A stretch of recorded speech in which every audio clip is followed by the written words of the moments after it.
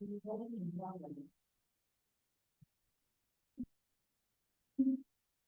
right, good morning. I'm glad y'all moved the time back a little later, let the coffee sit in, get a chance to have some breakfast. I certainly enjoyed having breakfast. It's a pleasure to be here this morning. I love this group and kind of your focus on collaboration, bringing stakeholders together across government, industry, academia to kind of really discuss and solve cybersecurity challenges. I don't need to tell all of you how important it is to work together to really reduce our cybersecurity risks to our nation. The cybersecurity risks are too immense that we're dealing with today. So the opportunity to really leverage each other's expertise, understand each other's challenges is so important. And it's certainly critical for our mission over at NCCOE. So today I'm going to talk to you, inform you a bit about the work that we're doing at the NCCOE so that you can get a better understanding of some of the priorities that we have, identify guidance that might be useful to you to leverage and use to address your specific cybersecurity risks, and hopefully also inspire you to come work with us, come collaborate with us to help identify, cybersecurity challenges, as well as work together to solve them. So a bit about the NCCOE. And the NCCOE is a part of NIST. NIST is a federal agency within the Department of Commerce. We've been in the cybersecurity space for more than 50 years. We work on research, advancing standards to reduce cybersecurity risks to the nation. And our focus really is on working, with industry, with governments to advance kind of economic security and improve our quality of life. At the NCCOE, we were formed about 10 years ago. We are an applied cybersecurity research laboratory, really looking at picking up where NIST leaves off. So taking some of the top, most challenging, most difficult cybersecurity challenges facing the nation and building consortia to work together to address them, leveraging existing standards and best practices and existing commercially available technologies. So basically leveraging our expertise at NIST in kind of standards, we're able to demonstrate how organizations can leverage standards, really taking standards that are, written on paper, sometimes often vague and difficult to use, demonstrating kind of practical applications of standards for organizations just to make it easier to be able to leverage these tools to reduce your risks. At NIST, we have a number of priorities in cybersecurity.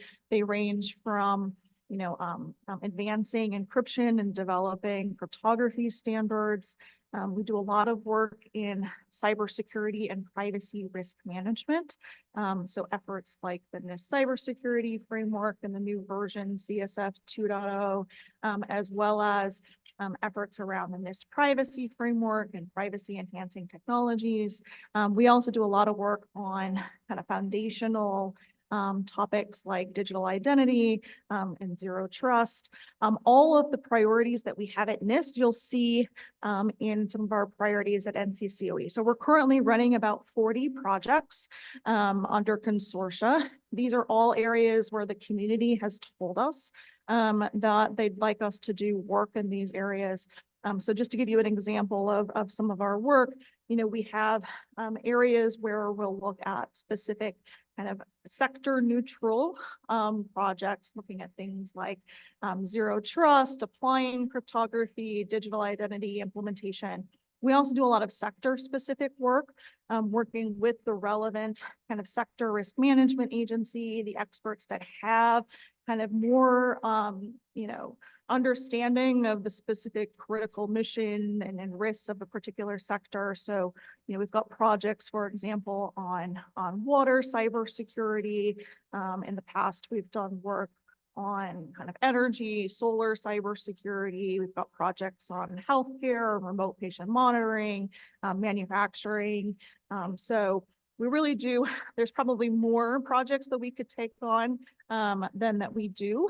So we're really focused on trying to prioritize the areas where we think we can add the most value. And that's where I think you can be helpful to us, is really let us know kind of where are the pain points where we can do work together. We try to avoid, taking up issues where somebody else has already solved it, is already working on it, and really trying to delve into areas where we think we can add some value. All of our work is done under collaboration. So everything we put out is open for public comment. Invite you to kind of submit your feedback to us on what you like, what you don't like in our guidance documents. We also take that a step further. We have about 20 communities of interest that we run all the time on different topics. These are really informal gatherings, largely on WebEx and Teams, held virtually. You can sit in the back of the room and just listen and get an update on our work. We also work with project collaborators, meaning that we work together to write the guidance. We work under CRADA. Since the starting of the NCCOE, we've signed more than 400 CRADAs with technology vendors, end users, cybersecurity experts, really working together to bring kind of hardware, software, cybersecurity expertise across our consortia to be able to identify a solution to the problem that we've identified. We also have about 40 MOUs with some of the top technology vendors in the world under our National Cybersecurity Excellence Partnership Program. We meet with them quarterly to discuss, what are the major cybersecurity issues of concern facing these companies? Where do they see the next kind of 5-10 years down the road in their product development, which helps us to, again, prioritize the work that we do at the center. So just 2 examples of some of our work. So one, and really sticking to areas where, there's a very large interest in these issues. There's also a critical need as well as some requirements to move forward in this area. So one, obviously, I have to talk about encryption because I'm from NIST, but we have a great project on migration to post-quantum cryptography. So with NIST issuing the new PQC standards this summer, we've been working under consortia with more than 30 CRADA collaborators to help develop guidance for once those standards are out, how organizations can migrate to them. So that's working with technology vendors to get their products ready for market. It's working with standards development organizations to identify standards that need to be updated around the world. There's a lot of networking and protocol standards that need to be updated, as well as just guidance for everybody, the general community, of how do you identify when you have vulnerable cryptography and what steps should you take to prioritize, what gets switched out first. This will be a long-standing consortia. The PQC transition is not going to happen overnight. This is one that we're in for the long haul. And so as we continue down this process, please let us know if you'd like to work with us either formally or informally as we try to prioritize, what would be kind of the next steps that we can take to really help the community with this really major transition. Related to crypto, we also have a project on automation with the crypto module validation program. For those that sell products to the government, you're probably aware of the backlog with that program. So this also fits in really nicely with the PQC migration, really helping to identify improvements to that, to be able to kind of speed up and reduce some of that backlog. We also have another project on zero trust architecture, so showing how organizations can implement some of the foundational guidance from NIST on zero trust architecture. We published, really defined what zero trust is, but we realized early on, and we started this project about 5 years ago, that organizations need more guidance to be able to implement zero trust. So we're working with 24 vendors, building out example zero trust architectures in our laboratory. And we're documenting all of the results, showing what worked, what didn't work, as we try to test out different use cases for zero trust. So that's a little bit about how we're helping organizations to implement standards. I also wanted to highlight just a little bit on how we're helping organizations implement frameworks. So NIST loves our frameworks. We are well known for these kind of really high level documents. They help with, identifying your overarching strategy for cybersecurity and privacy risk management. At the NCCOE, we map every single one of our projects back to the NIST cybersecurity framework, as well as NIST 853 control set. So that means that you're really starting off with, if you take the NIST cybersecurity framework, right, it's a very high level list of cybersecurity outcomes, desired cybersecurity outcomes. It's very vague, very flexible, very high level.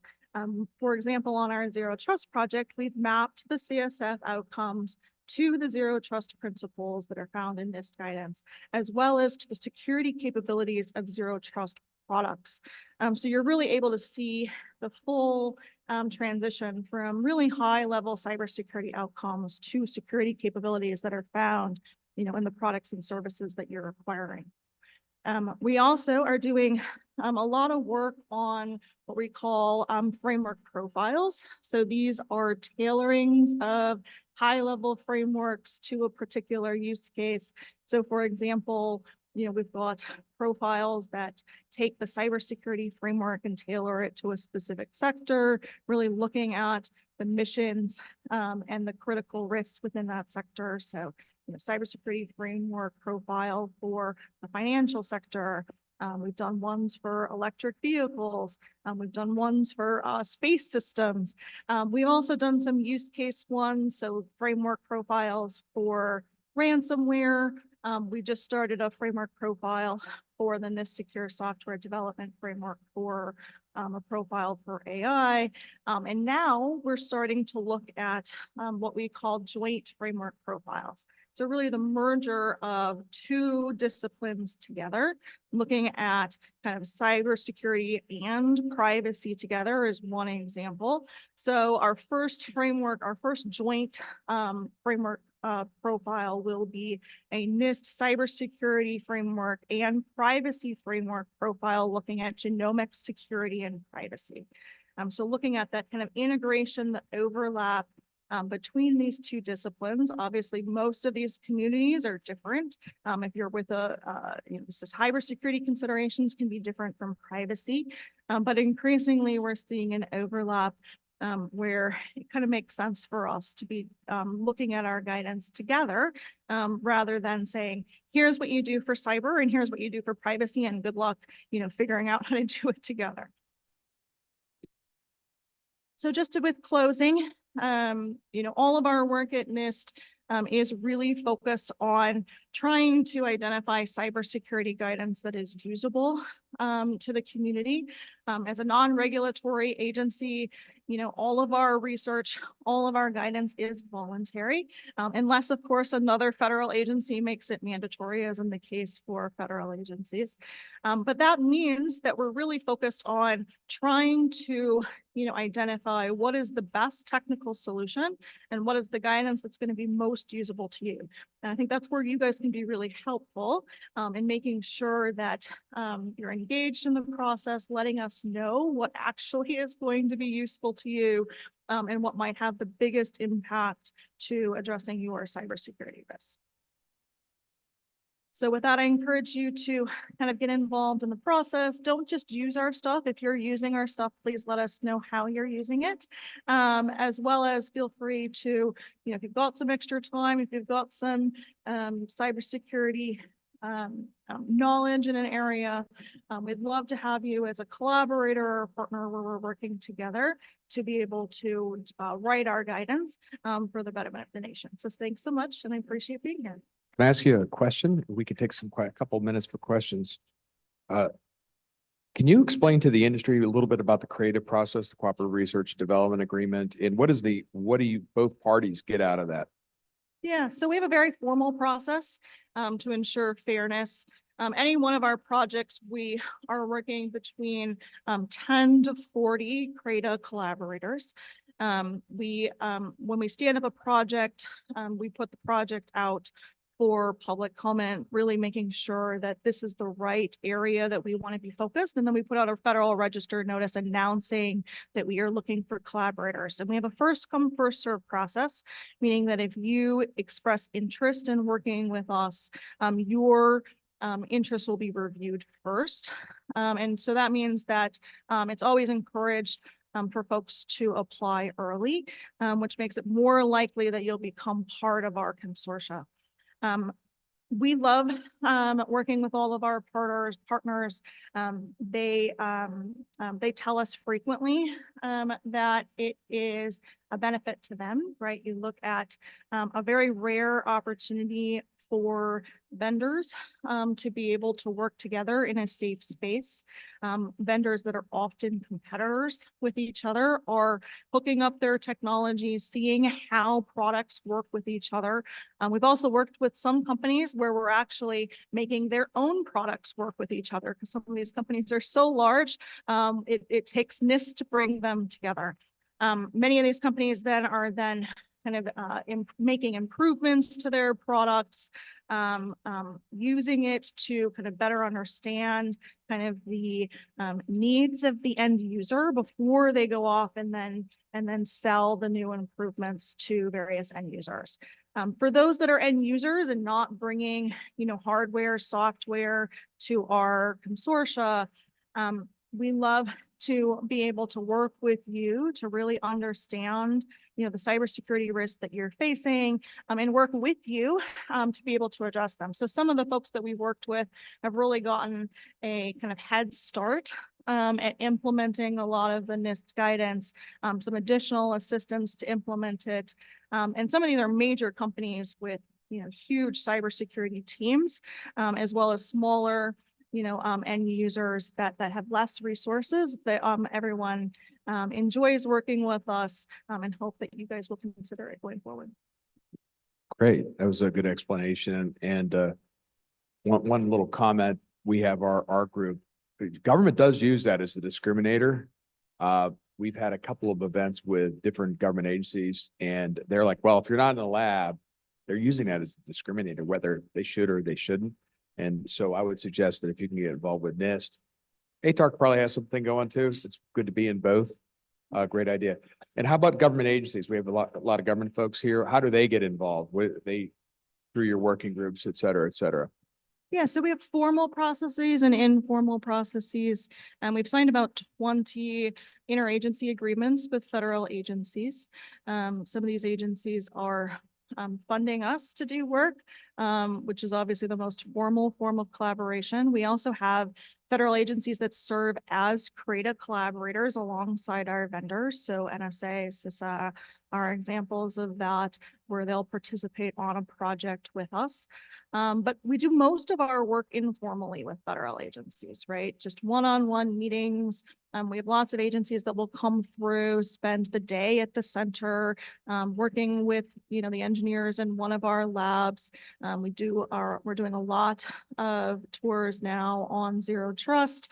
As we're wrapping up that project, right? We have a lot of results to share, just informal conversations, kind of engineer to engineer, to be able to talk about what we've seen, and any of the unique challenges that you're seeing as you try to implement these different cybersecurity priorities. I've got one more question. Anybody else have a question? Okay.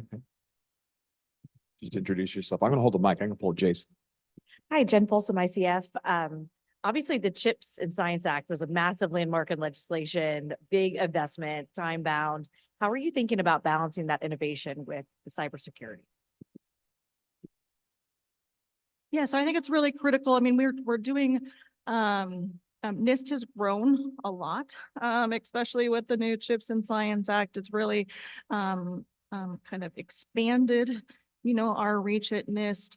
But we've been in hardware security research for decades, right? So this really just continues some of the work that we've been doing for a long time.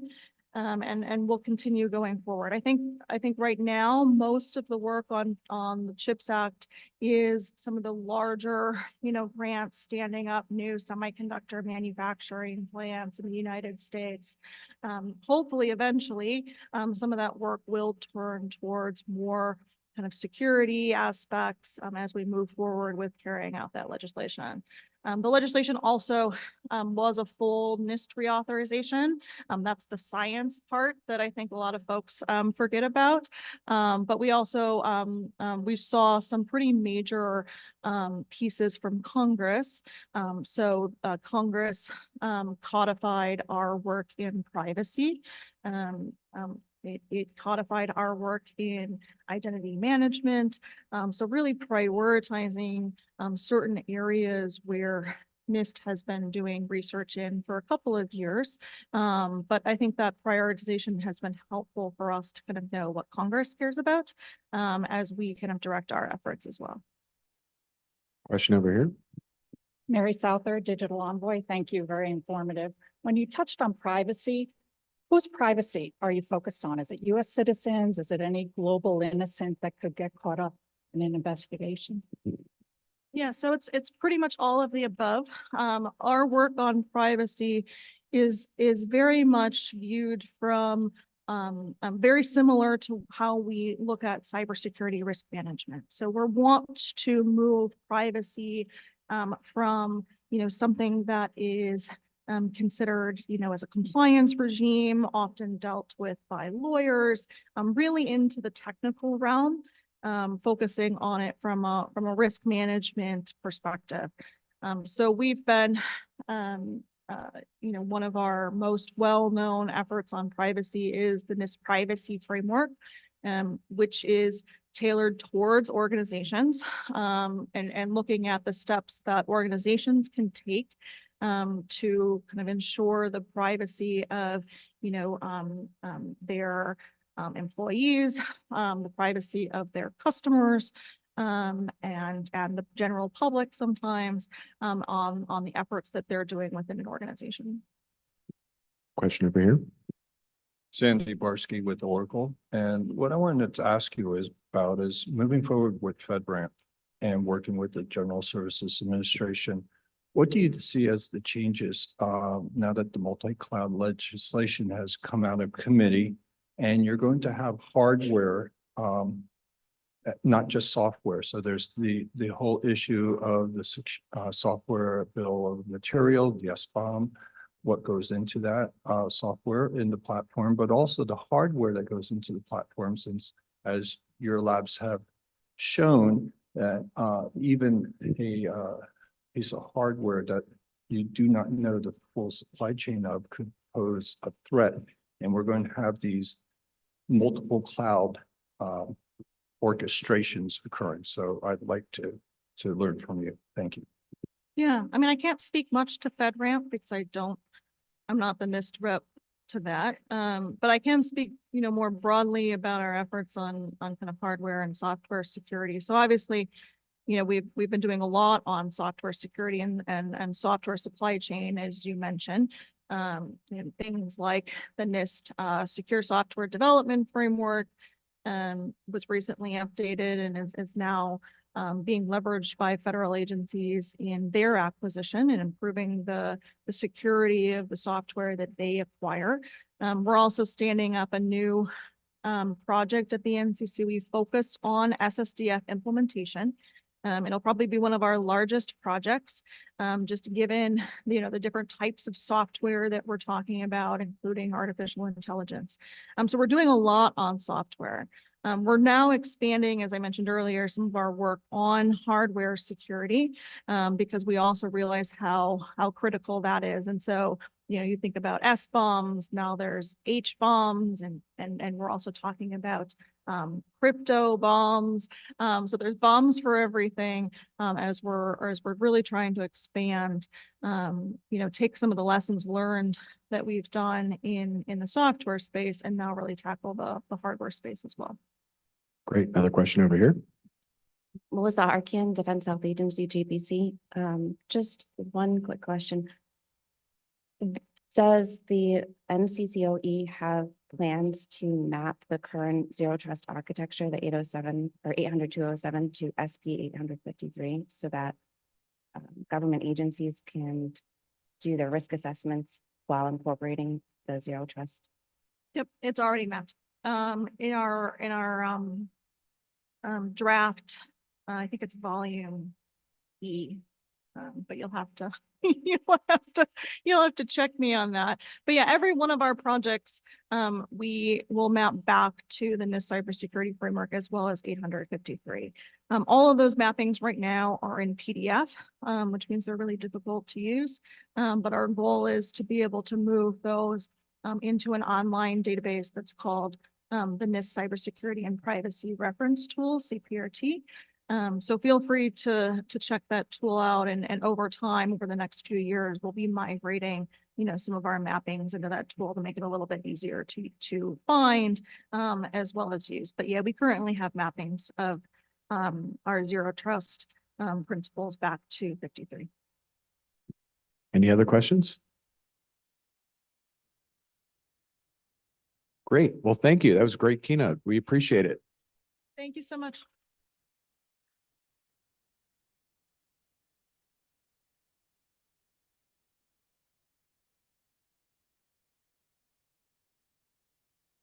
All right. Next we have, oh, you're going to refresh it. Okay. Next we have David D. Malfetta, cybersecurity reporter at NextGov FCW, working on our next panel. Welcome back, David. If your whole panel can come up.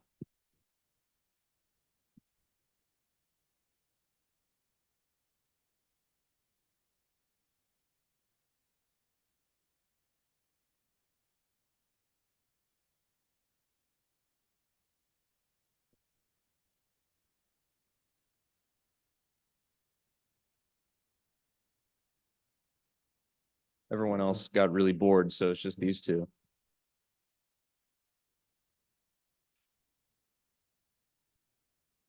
Do we know if the virtual folks are on? Should be coming up. There it is. All right.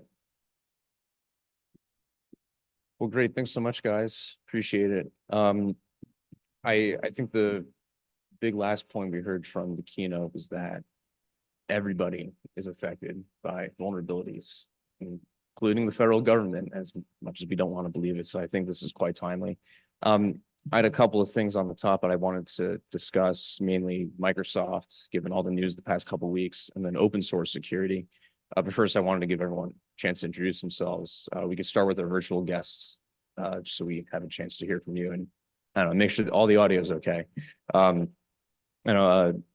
Looks like Dr. Kotopassi, can you hear us? Yes, testing. Can you all hear me? Yeah, we can hear you. Great.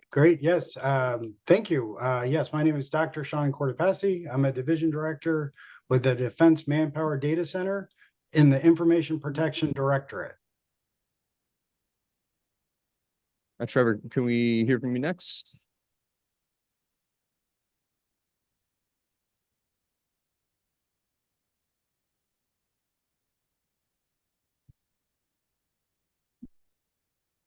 Oh, I accidentally put you down as virtual. That's why I was looking up there. My bad.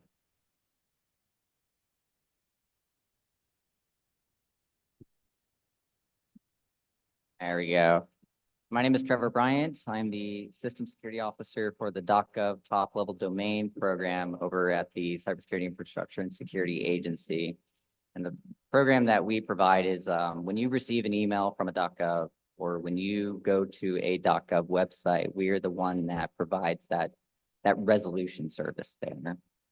like a lot of the partners that we work with are our external local governments. So any incorporated government in the United States or its 6 territories are eligible for a .gov domain. And what makes me most excited about this service is not just working with our local partners in those spaces, but also being able to provide being able to shoulder a lot of the burden for handling this part of the internet so that, your local towns, governments, tribal nations or territories you can trust the sites that you go to, but your friends and neighbors and families can also afford that level of trust as well.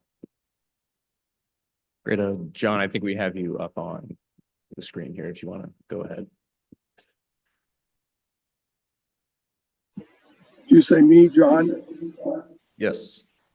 Hey, thank you so much. My name's John Sprague. I've been at NASA for 15 years, and I'm the IT chief engineer. What does that mean? I run a board and a working group, the technical review board, and the technical integration working group. Basically, all the new and upgraded IT comes through my board. And I also, on the side, I teach a couple of masters cybersecurity courses at 2 universities and a very popular social engineering class, which is freaking amazing. I learned so much from the students too. They're full. I got 30 students, and I even have an overflow class of sometimes 25 students. So glad to be here and want to definitely answer some of these questions as well. Thank you.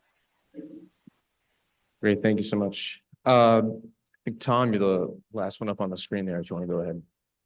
Sure. I am Tom Harrell, and I am, hold on. It appears I'm here.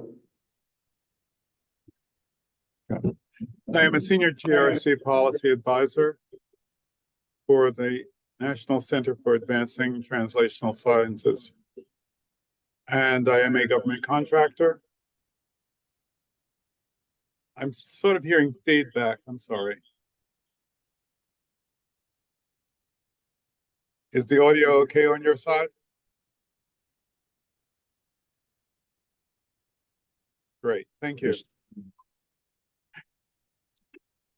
So I've been with the NCATS for about 10 years.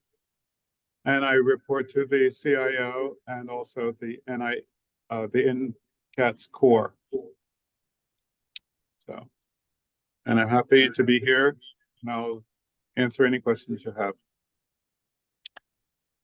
Great. Thank you. And Ian, you're up. There we go. My name is Ian Anderson. If you saw the panel yesterday, you know I do not work for Jethro Tull, the band. I work for Naval Surface Center Dahlgren, specifically with the Naval Systems Engineering Resource Center. And what we do, we provide cloud services and other services, not specifically to the Navy. We're a working capital fund. So we're able to offer, these services out to all the federal government, as long as the money can transfer, the money people are happy.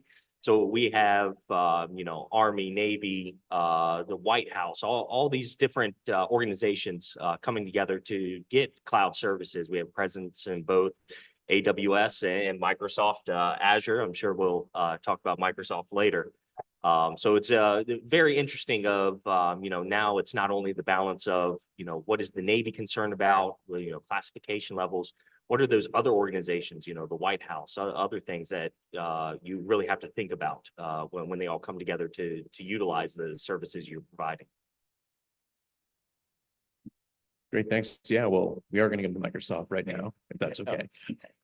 The CSRB report, which heavily faulted Microsoft for security culture and other variables that enabled China attackers to access sensitive emails throughout the course of last summer. That just came out a few weeks back. We also just learned last week, CISA just confirmed this officially, that Midnight Blizzard, which is a Russia-linked hacking group, was able to exfiltrate agency communications from several unnamed agencies. So the fact that we in the federal government rely on Microsoft so heavily, I'd imagine it's gotten us thinking a bit about that reliance, especially. And I'm curious, how worried are the panelists? How worried are we about, this use of Microsoft here? Are we thinking about transferring off of that, and how much of this is enabling, cyber risks in your day-to-day life in the federal workforce? If you go to a virtual panelist first, just so they have time to speak. Dr. Kudrapasi, you want to start off with that?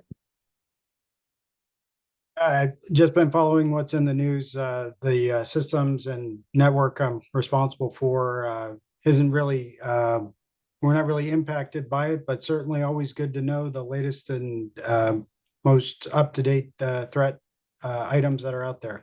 Thank you. Anyone else on screen? Yeah, hey, this is John. So like a lot of places, we're a Microsoft shop. And, don't get me wrong, we have healthy Apple contingent out there, several flavors of Unix. We kind of have a lot of everything. So we're constantly depending on the vendors to make sure that they're keeping everything up. These new ingenious ways that the threat actors out there are trying to find to break in and grab our data. We're a popular target, of course. Everybody wants our data, so we're depending on them. And in general, we work very, very closely with a lot of different vendors to make sure that that everything's protected. Tom, anything to add up there?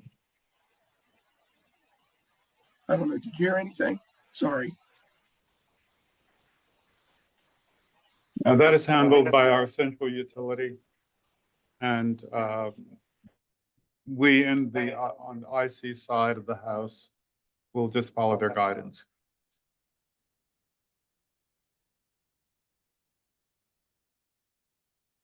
Gentlemen, anything down here? Yeah, so, the thing on it, when we look at attacks like this and things that are happening, and then, we saw with AWS at a certain point where everybody's like, oh, well, it might be compromised or they're doing something wrong, so we gotta, shift away from it. Then you take a look at something like Microsoft. It's kind of almost, like John said, we're a Microsoft shop. The work I do is a lot in Microsoft Azure. We do have a presence in AWS as well, but a lot of the work goes on in Microsoft Azure. It's, similar to saying, okay, we found, this major issue with PowerPoint. Now the government doesn't have to use PowerPoint anymore. No. And then I think the government will maybe come to a halt for the next 3 years. But it's one of those things that, if you take it in kind of in the light of, we know that this organization and other organizations are being attacked. This isn't the first time that we've seen something like this. One of the big things that my organization saw, one of our tools, the Atlassian tool suite, was hit with a major vulnerability, and that shut everything down for a while. And, despite that, work still had to go on. Yes, we mitigated as best we could with the resources that we had, but it had to be shut down. But does that mean nobody's using Atlassian tools anymore? Jira, Confluence, Bitbucket? No, everybody's still using that. I think it's one of those things that, as we see these things happening, really taking a look at, okay, is Microsoft, vulnerable because they just want to do something to make more money, or, taking a look at the attackers and those that are going after this data, are they getting more sophisticated? And what are we doing to be more sophisticated to prevent these things? Yeah, fun question. Thank you. You're welcome. So the Cyber Safety Review Board was a group of a mixture of our federal leadership and experts from industry as well. The group was established after 14-028, improving the nation's cybersecurity. And this is actually not the first report that the group has produced. Is actually the third report. And I don't think this is the last report of this type that we're going to see as we strive more towards a level of transparency to gain further public trust, but also let everybody know we hold ourselves accountable, but we also hold our industry partners accountable just as well. A lot of our federal systems ride on this critical infrastructure that's out there. And in the report, it's not just Microsoft that was mentioned. It goes as far back as to the RSA breach back in 2011 and Project Operation Aurora for Google. And that's when I was starting my career in government. And I remember, did we perform the fun term of rip and replace on those solutions? No, most of our systems and programs don't typically contain, as part of our contingency plans, the opportunity to rip and replace. That is a major overhaul. That's that pulls a lot of taxpayer funds. And something we also often forget about or simply don't think about is one of the other things the report mentioned without saying this phrase, but this is my phrase, is, on those networks, that one actor is not the only ghost on the wire. There could be more than one, there could be multiple, it could be the A team, and the A team is very difficult to catch, very difficult. The fact that Department of State set up some alerting that was, unfortunately, I don't think I really like the term locked, but they had to pay in like an extra premium amount to have that level of logging from our commercial partner and multiple commercial partners, just to be able to establish a matching sophisticated level of alerting to actually go to Microsoft and say, hey, we've identified an issue. We think it extends beyond us, and we can demonstrate that extends beyond us. Really also demonstrates how effective our federal information security programs are. Now we're also the fun term, government should be more like industry. I think now we're seeing that, with the effectiveness of our information security programs, we would like to see that level of effectiveness from commercial information security programs. It's pretty fascinating. I know some of the reporting that's come out the past few days on these Microsoft incidents is how they charge up, pay for better security, right? And they charge you more to leave those offerings too, right? So it seems like to that point, it's also up to us on the federal side is to be able to perform these sort of analysis, do that FIPS 199 categorization, that FIPS 200 selection of controls, but also actually use the formulas that are produced in there to identify what the threat landscape looks like and the weaknesses to our own programs, whether it's a singular program like mine or an enterprise-wide IT service. So we should be considering these things as well as have we budgeted for the funds to be able to respond to these types of threats. things to add here, or folks up on the screen, anything to add? Hey, I'll just throw out there real quick. And what Trevor just said at the very end there is the hardest part, budgeting for it. I mean, the whole federal budget cycle takes a long time to get something in. So if you don't have a little bit right now or can redirect, then that makes it really hard. If we just had 250K, we could do blank. Where are you going to get that? Everything's already allocated. So managers have a hard time, and that's just a part of it. But if you can plan forward enough, that solves the problem, and that's hard. Great point. Thank you. I wanted to transition over to open source because there have been a pair of open source vulnerabilities that have made headlines. One last night, but I won't throw that one at you guys just so I don't scare you. But the big one was the exeutils vulnerability within Linux, and we saw this entity called GITEC or JTAN took up a few names, try to sneakily insert a vulnerability into this popular Linux file compression tool. What's interesting is that open source, based on what I've read, really appears to underpin a lot of the software that both federal government and the industry use. John, I wanted to go to you on the screen. How are you thinking about open source vulnerabilities and open source security, and have you designated that as a potential threat, to your day-to-day life, as someone in the federal government? It's definitely a big threat, and it's really hard to counter. I think everybody, industry and the government have moved to open source. We've been using open source for many years. We love it. You get some really bright people out there putting their wherewithal into this software to make it so much better and very quickly solving issues. So it's definitely got so much value, you just can't get away from it. And you said it yourself, it's the underpinning for a lot of the software out there. So you can't get away from it. How do we make that better for us in the future? We just got to be very vigilant. And when we hear about these issues, immediately investigate them and try to press those open source folks out there that are working on this to make it better. I don't know of another way. You can't, there's nothing else I can think of that you can do. Maybe some of the other panelists have some ways to force this to make it more secure in some way. That's a great point. Does anyone else want to weigh in on that on screen or here on stage? I can if you'd like.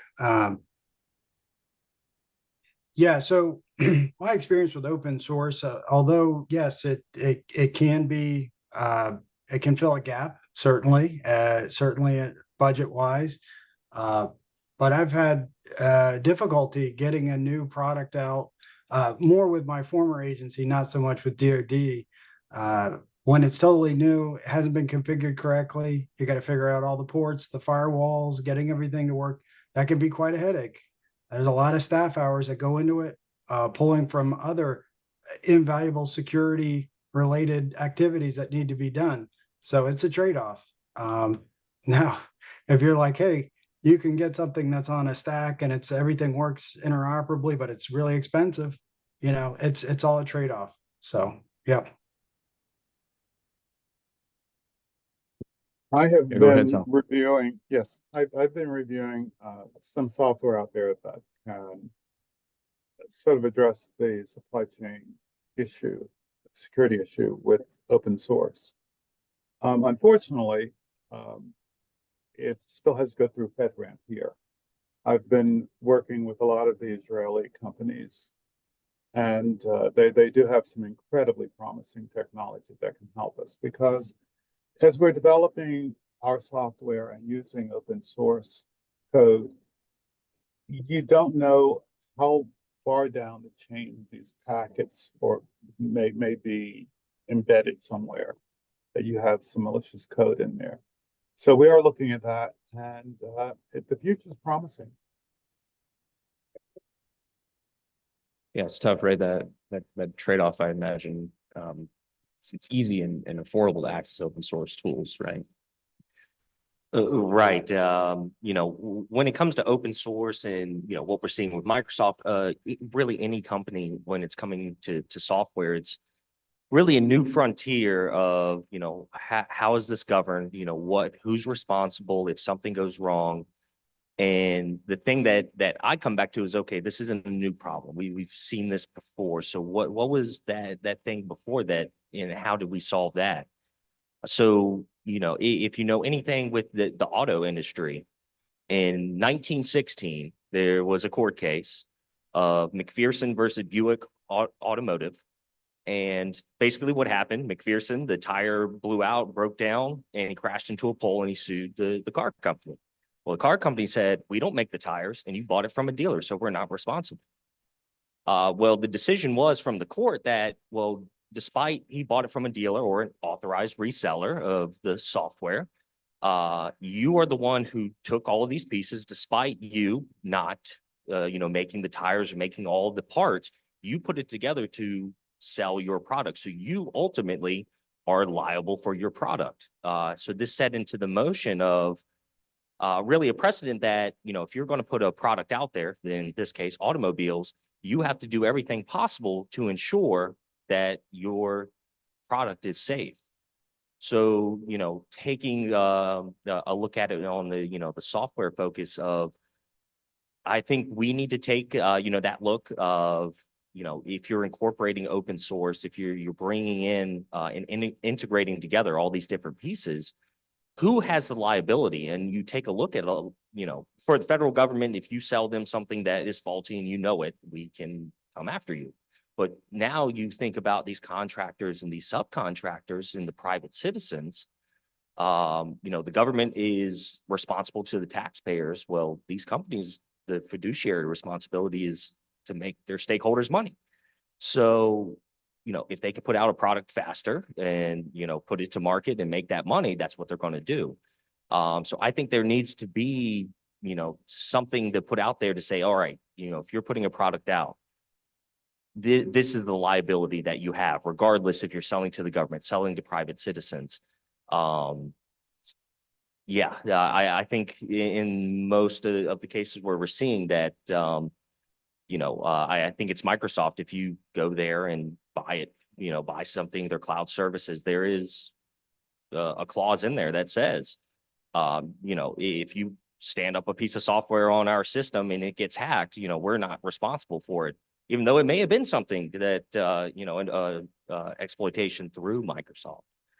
So I think there needs to be more of a closer look, or, whether it be at the federal level or something else of, who is ultimately liable when they're putting these products out, and what do they have to do to, make those safe for everybody.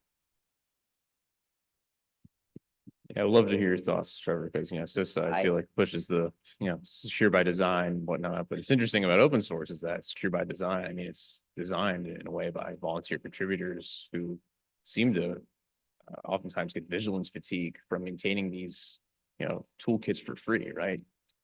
Yeah, I'll say I'm definitely the oddball on this one. When the XC LZMA thing hit, and it hit early. And again, this demonstrated to me the effectiveness of CISA and our internal external partnerships as people started reaching out. Hey, are you seeing what's going on here? And I took a look at everything. The moment of discovery, which was by a Microsoft employee, by the way, who found a global security incident by way of operational testing. Something's not right here. My milliseconds have, went 50 times slower. Something, is it my build process, is it my build pipeline, or is it some dependency down the chain? And that person looked at it and, whoa, this is a lot bigger than me. I need to disclose this and start working with the agencies that can help support these things. Looping back where I said I'm the oddball, taking a look at everything and watching it unravel in the very beginning, I thought, this is so cool. This is so cool. I looked at my wife. She's like, what is wrong with you? You're a security officer for a critical infrastructure program. You have work to do right now. Cybersecurity is not a 9-to-5 gig. Said, you were absolutely right. Grabbed my laptop. I started assessing my own program, pulling up my own system boundary. Did I account for this in my contingency plan? Well, I do now. I also looked at what our open source communities are. Debian community, the Fedora community, some of the other operating system communities that we are impacted by this. Fortunately, it's in our experimental releases and not our leading edge releases. So the impact was limited to the development team. I'd like to think limited to the development teams that are actually working on those experimental releases. The Arch Linux community, who is the absolute leading edge, forefront of just all of our technologies out there relating to operating systems, we're all impacted, roll back immediately. Now, it took some time for the Mac OS users to identify that they're impacted as well. And Apple very quickly, through an update, to roll back to the last known good version and not the vulnerable version. So the effectiveness of the security programs just out in the open source communities was demonstrated as well. But it all goes back to, we're all accountable and we're all responsible, and we all need to take steps to not just protect our professional lives, but our personal lives as well. It's kind of a double-edged sword, right? Because with open source, you can catch stuff early if you have enough guess, good Samaritans in the open source community, but flip side, someone could be disguising themselves or masquerading as an open source contributor. This could have been a longer term campaign that could have otherwise gone unnoticed. Some other questions here, but I did want to turn it out to our friends in the audience if they have questions for our panelists. Just take a mini question pause. Yeah, I actually have one. I'd like to get some other people involved too, but can you describe, it's almost like a little bit of a holy war between the people that get software as a service by software products and open source. I think some people are like, well, you got to do all government developed software. Other people are like a lot of commercial. How do you make that that business decision, what you're going to capability you're going to procure? Acquisitions is fun, particularly federal acquisitions. So when we look for solutions, and it's been spoken about all throughout the conference, is the analysis of alternatives.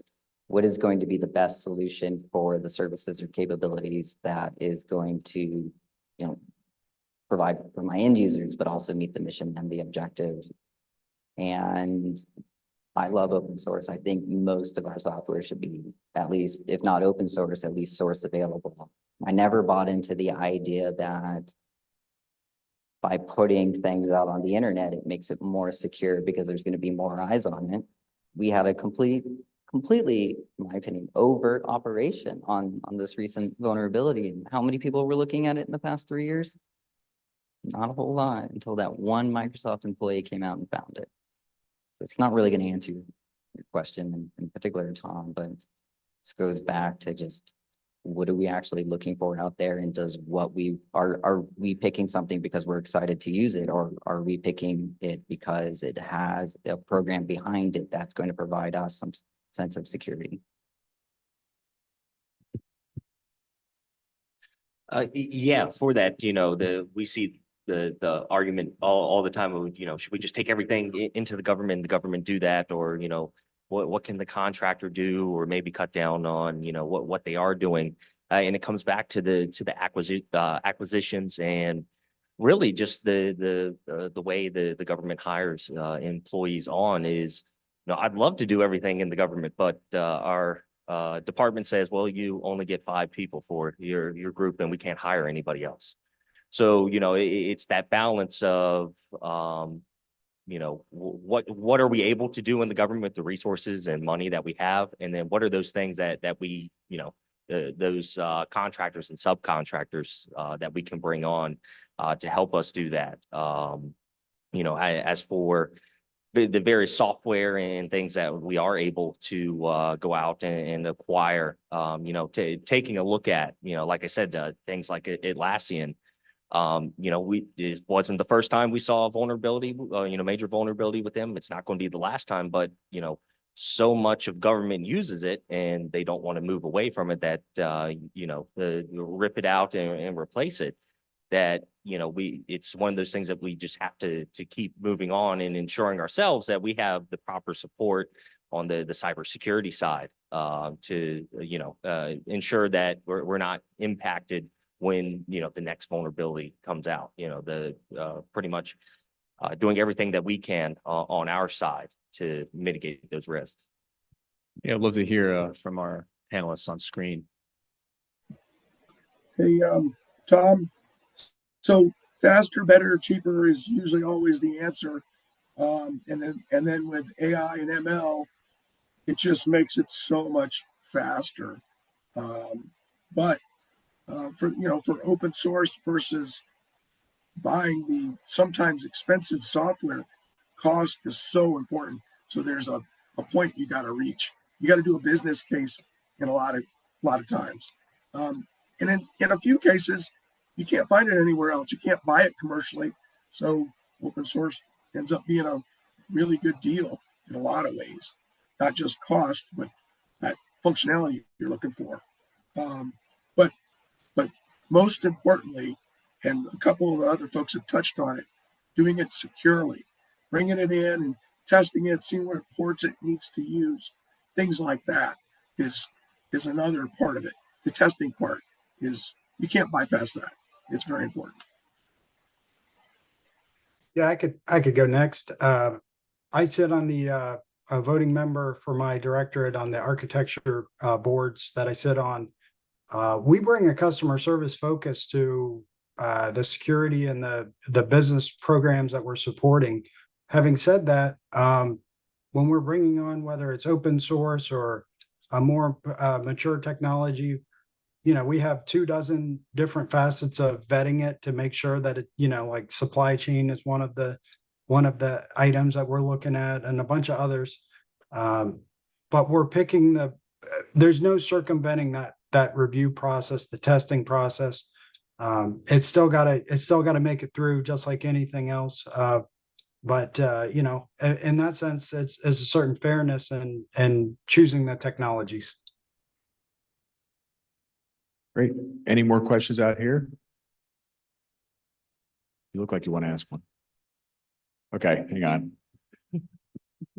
I can see the look from Sandy. Again, Sandy Barsky, I'm with Oracle. Now, the conversation, I like this conversation, but I wanted to pivot a little bit to emerging technologies and consumer products. So I was looking at the Applied AI ML Test and Evaluation Program for Consumer Products, which was created by the CPSC in 2022. And you may or may not be familiar with it, but the concept of it is what I'm really interested in, which is trying to put something in place for all of your organizations so that you can potentially make a decision on those limited dollars that you were referring to as to what to focus on and trying to get ahead. And of course, now you might also want to talk about not just a framework like that, but automating it. Thank you.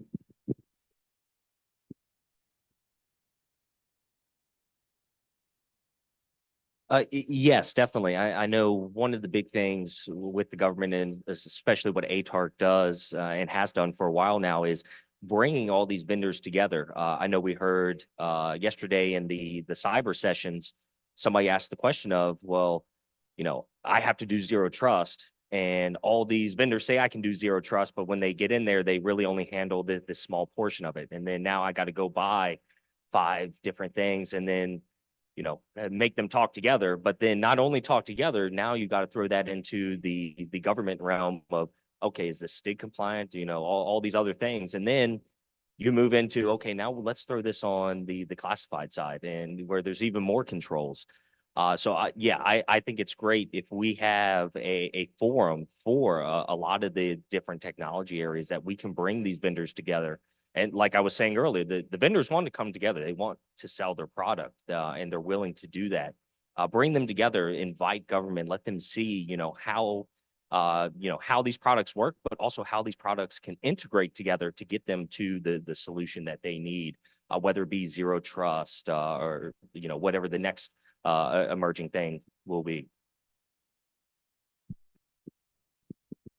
One little thing we're working in ATARC is it was called a continuous ATO group, but I think we're going to basically look at what are all the problems with why does it take so long to get an ATO? And I was talking to Brian Conrad about this. He used to be the acting program director. You've got to automate your own processes because it's just taking too long, which costs money. I think we really got to address that and figure out a way to do that cheaper and better, because that doesn't help anybody that you have a long, expensive ATO process. Hey, Tom, you brought up a very good point. And by the way, great to hear from you, Sandy. Always very good questions that I get from you, and always helping us go focus into the right direction. So, and helping us focus is always really good. Sometimes we need that. The ATO problem is you're right. It's really hard. I've done an ATO in 2 months, which some people said was a record, and I've had them take a year, and they cost a lot of money. It's a matter of putting enough people on it to get the ATO approved. So folks find ways to do ATOs faster. I know I for one would love to hear it and see it. I know a lot of other people would too. Yeah, I'm looking at that challenge myself. And so, yeah, let's talk zero trust, right? And so, You know, you got, at least with DoD, there's 7 pillars that we're mapping to. So if we can get the infrastructure, if we can get it at the infrastructure layer and push it to the application systems, whatnot, that may be a quicker way to speed up the ATO process. Just a thought.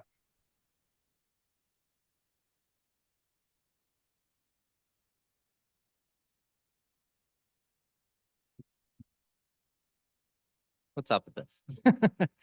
Sandy, you're absolutely right. I am not familiar with the AI ML program that is out there. But what I have learned is a lot of the technology that's being commercialized today is things that started in those research labs 10, 20 years ago. And the technology that exists today, we're just wishful thinking or hope that 10, 20 years ago we would eventually get to. So that's my knowledge and response to that particular question. But Tom, I can tell you exactly what the problem with ATOs is. I was in charge of a major portfolio when I worked at the Patent and Trademark Office. When I was in Consular Affairs, I was in charge of 92 plus consular systems. And now that I have a singular focus with the DocGov program, the underlying issue is the same. And it always comes back to how effective is my information security program. So I mean, just many times throughout my decade-long career in this, I get questions from the security assessors is, how do you do this? Like, you're the common control provider. You should be telling me how I should be implementing this, not asking me how I do the. Who are the control owners here? And then that adds a delay in there is the education on who is the common control provider? Where should I be getting my controls? I'm in charge of just a smaller subset of controls for my application. And that's my scope right there. Everything else, those hundreds, come from the agency and organization that my program lives in. Then the other part of that is major delays just come from not knowing that part ahead of time. Is you're telling me to implement all these controls. I didn't even know that these existed, and I was required to do these because I wasn't given a cross control overlay to begin to work with and tailor from. So I may have missed out on a lot of controls, but my security team is like 2 people, or in my case, just me. And fortunately, I've been doing this in this space long enough to just be able to, like, this is gonna sound snooty, but do I need as much help as anybody else that's coming in this field for the first time? Absolutely not. But when we get to FedRAMP and some of these smaller vendors, like, we're really excited to use their solutions out there, but they may just be 1 or 2 security people, and they may not know the expectations that we expect of them when we go to perform those analysis of alternatives or look to procure their services. Any other questions? Hey, we do have a security person here. Actually, a pretty good golfer, not as good as his brother, though, I found out. Thanks, Tom.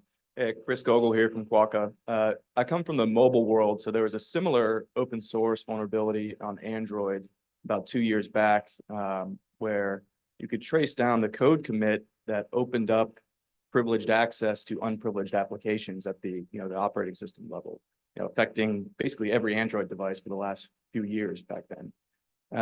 So what that made me reflect on is it's really, a people problem at its core, even at these big vendors where they're paying the developers to come in and make these commits. And the question is, have you seen any tools out there that are interesting, or processes around that people problem? Like, can we assess the person that's making that commit? Are they trustworthy? Is there things that can help us, find those types of nefarious, actions like the XE Utils developer that was contributing there? I know I'm a microphone hog right now. I think what we're seeing out there in the commercial landscape is change of license and a lot more scrutiny of changes that are being committed and accepted. I'm not a mobile expert, but I think that point just exists across the entire technology space, and we in the government and, you know, our partner international governments as well are placing more and more accountability and scrutiny on our commercial and industry partners. And as a result of that, we're seeing liabilities shift or even be taken away from a lot of the open source communities and brought back towards the vendors so that they can have more control of those liabilities.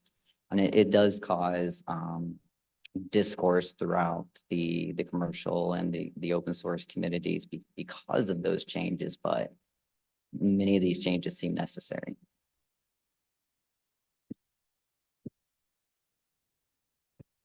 Yeah, I can speak on that a little bit. That's a great question. I have not seen anything out there around that. That's a very interesting perspective. But you know, some of the things that I'm seeing, you know, kind of that the shift in you know, government is you know, especially around the ATO process and different things is, you know, to kind of get out of the ATO process. And what the government would, you know, had to control was they just say, hey, you know, main contractor number one, just go stand up the environment in your data center and then we'll work out of there.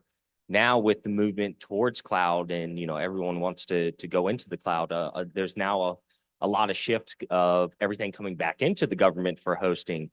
And, you know, as I spoke on a little bit is now that we're finding out like, oh, the contractor was doing all this. They said, here, go stand it up in your environment. It should all work great. And now it's coming back and it's like, oh, did you know what stigs did you use for this? What'd you do for this? What'd your, you know, developers do? And they go, well, it worked for us. So I don't know what you're talking about. So I think it is definitely getting to the, you know, that critical point where a lot more of that work is now coming back to, you know, into the government, especially around cloud hosting, cloud computing, that you know, there needs to be a scope and a look on, you know, what these things that have been developed, you know, was it done to the, you know, standards that the government has set? But then also once it's hosted, you know, is the government doing the proper training? Are we getting all the right resources to be able to have a look on that lens? Anyone on screen want to chime in there?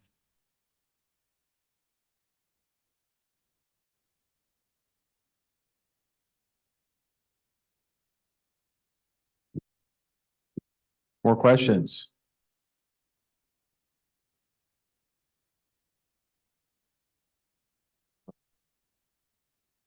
We just got a couple minutes, maybe to close it up. Yeah. I'm just about 10 minutes. I feel like AI, feel like we crossed into this by now, right? But AI seems to be all the crazier. I mean, what are we thinking about in terms of AI-driven cyber threats in the federal government? You know, I don't know what is this thinking about. I'm curious. Like it seems to be people call it emerging technology. I don't know if that's entirely the case right now. It seems to be more of an evolving tool at this point. I mean, what are we spinning up there, like as America's cyber agency in terms of, you know, AI threats? Looked like a little bit you were going to say emerging threats as part of the tool. So this is doing a lot, and that, you know, there's a lot of analysis. There's a lot of going back to that PIPS 199 and using the formula in there is what is threat, and are we thinking about all of the threats out there? We have a vast amount of data that we can quantify of past vulnerabilities and past threats, and it's a large amount of data. So can we use this as a tool to help us analyze and prioritize and maybe, you know, like be able to do some generative or predictive analysis of what should we be expecting next? And there's always something to be expecting next at this point, no doubt about that.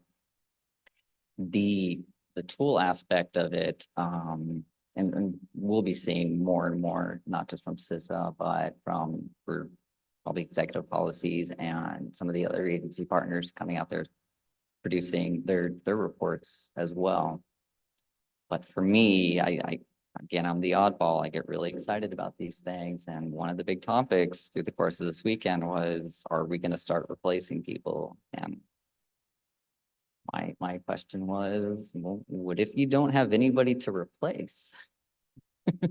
My threat was suddenly I'm a single person on my program doing the information security work, and this became a tool for me to, my threat was, am I going to get my documentation in time? Am I going to get my ATO in time? Like, how good is my documentation going to be when I have to write hundreds of pages? And the moment DHS got the authorization for federal employees to use generative AI as a tool, under a lot of conditions there, I learned how to do some prompt engineering and ask it some questions and with some help, form instructions to give it.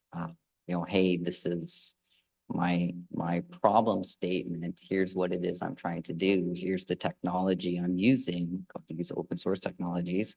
Here is the structure I'm looking to put it in, and it spits out a template. And because I'm an expert in this, it's like, okay, I know that these points are wrong. I know that these points are correct. These points are the things I probably wouldn't have had time to think about unless I could sit down and actually critically think. And then from there, I asked it, okay, now it was a configuration management plan, by the way. I need a plan for my system's configuration. I said, from here, can you help me build an incident response plan? Actually, can you help me build a contingency plan based off that configuration management plan? And then I thought, what should I expect for my next security assessment? As an added bonus, go ahead and structure me some expectations of what my future security assessments might look like based on my type of program. And it spit it all out. I'm hoping we see kind of like more and more of this usage of this utility, at least in the way I used it.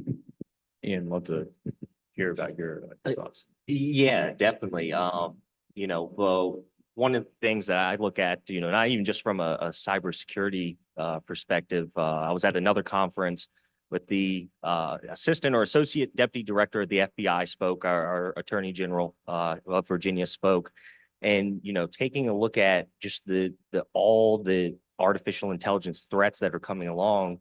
It really put it into perspective. They said, okay, we have these things where people exploit children online. They do these things. What happens now where you can create a video of somebody maybe who never even existed or ever lived? How do you now, go after those people? So it was very thought-provoking of that. Not only, we have these threats coming along, but how are we going to deal with them? Not just from a cybersecurity perspective, but a legal perspective and all these different things. Going to the cybersecurity side of that, the way I see it, the next big event that's going to come along, everybody thinks, oh, it's going to be something new. We've never seen it before. But, you take a look at, before I became a computer scientist, I was going to be a history teacher. So kind of took a left turn there. But the thing I look at from history, when, you see what everybody calls the Pearl Harbor moment, what is it going to be? Well, you take a look at that historical event, just off the coast of Virginia here is where Billy Mitchell proved that planes can take out ships. So it wasn't a new concept. We knew it could happen. We just said nobody will ever do that. I think that's going to be kind of the next, big cyber event. It's not going to be something completely new. We've never seen it before. It's going to be something that we know it can happen. We just, I think not really worried about it. We do think it's going to be something new and we want to try to defend against it. But I think, bringing AI in, allowing our cybersecurity professionals to, get away from the mundane and get away from the alert fatigue, allow AI to take that over to say, hey, something odd happened. You should probably take a look at it. And then, in the normal day to day now, they're able to go tackle a lot of those harder problems, go out and actually start using AI themselves for, even better applications. Yeah, a couple minutes left, but I'd love to hear from our friends on the screen. Hey, yeah, I'd love to throw out a few things. First, AI-driven cyber threats. We all know they're coming. They're going to be very sophisticated. They're going to be bad. But we're going to need probably AI tools that can help protect that. So get ready for that. There are concepts such as XDR, or extended detection and remediation, which leads to a lot more sources of security telemetry. One of my friends that I highly respect in the cyber area was telling me a lot about it. Um, all these additional sources are going to provide lots more diverse data, not only about the threats, but also the patterns, and understanding these patterns and assessing how that works with all the large amounts of data that are going to come in is going to be very hard. And we need to update the threat intelligence signatures and hopefully respond to the threat in a very quick way. So, by the way, that was a great reference to Billy Mitchell, our Army guy who helped more or less usher in the Air Force, gave up his career for that. One of my heroes. So thank you. Tom, anything I you would want like to to- contribute? Yeah. I would just like to, I mean, AI is not new. What is new is the prolific use of it. And that brings me to considering whether or not the algorithms have been based upon best practices, whether or not the data that is being fed into these models is accurate, is clean. And one of the things that came out of CyberTech last week was the whole issue of data poisoning. And that's something that we have to consider also. So I think there are great benefits to artificial intelligence, generative AI, but we also have to be concerned about the data that is being fed into these models and whether or not we've used good algorithm practices in developing these models. For those who might not know, can you describe what a data poisoning attack is and how it might be executed?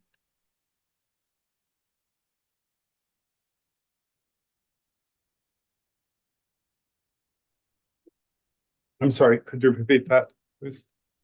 Yeah, Tom, can you just describe what data poisoning is? In other words, an attacker doesn't have to steal your data. They can merely intercept it along its path. That, if you really want to make sure that your data has not been tainted, then you really have to understand whether or not your IoT devices are secure that you may have in your environment that passes data along. Homomorphic encryption will come into play that ensures that your data is encrypted through the entire life cycle of it. Because just modifying a little bit of your data stream can impact that final outcome. So the poisoning is just that. Injecting data or some change of your data that you have not been aware of, that then makes the outcome and the output of your models less effective than you expect. Thank you. We're at time. Dr. Cortopassi, if you want to add anything else. On artificial intelligence, just that, I know that there are several zero trust activities that are mapped to as far as countermeasures to address that threat. That more goes in beyond the baseline. Yeah, I mean, it's obviously one of many different threats we need to counter against. Absolutely. Great. Well, this is a terrific discussion, guys. Really appreciate it. And lots of threats to be thinking about in the coming years. So appreciate it. Thank you, guys. Thank you very much. Appreciate it. Thank you.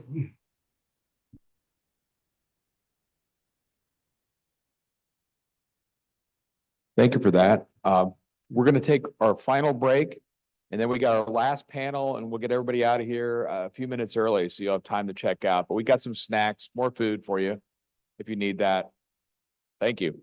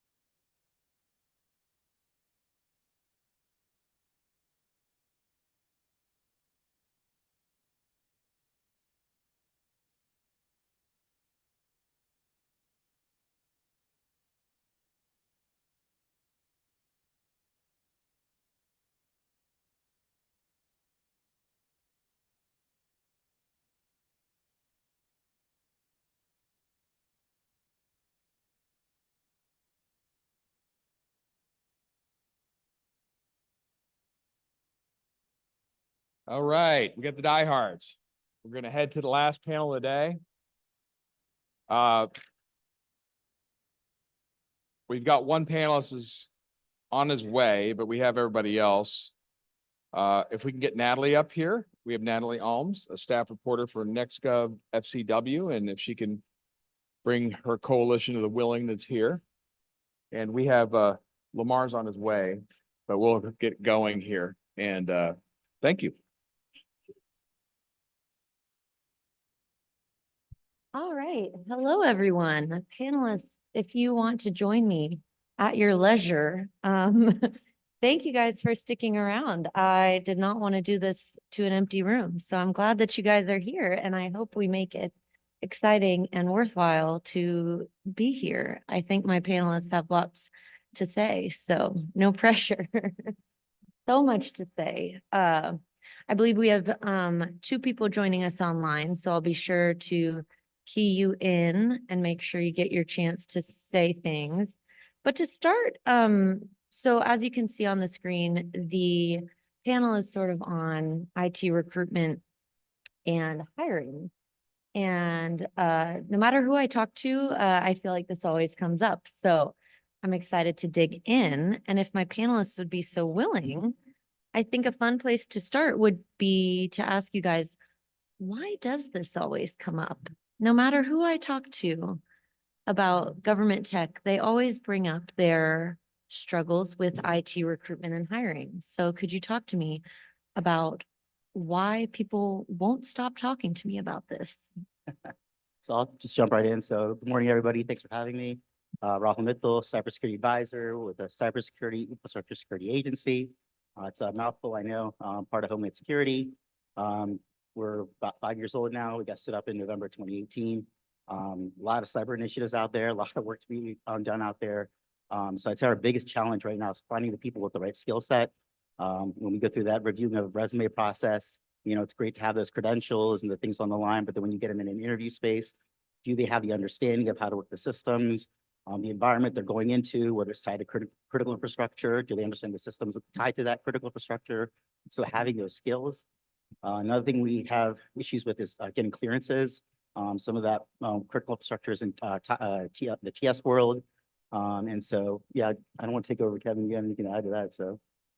Yeah. Hey, good morning, everyone. My name is Kevin Duvall. I am ACF's Chief Technology Officer, and as of like a week and a half ago, I'm also ACF's Acting Chief Artificial Intelligence Officer.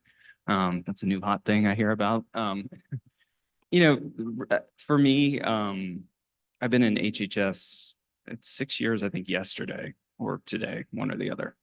You know, I think there's a few different confounding factors with like recruiting and hiring. One is, you know, we talk often about the compensation levels relative between what would be mostly GS employees and kind of what people can make in private industry. I think that's one challenge. Like that's a global kind of economic challenge with recruiting federal staff.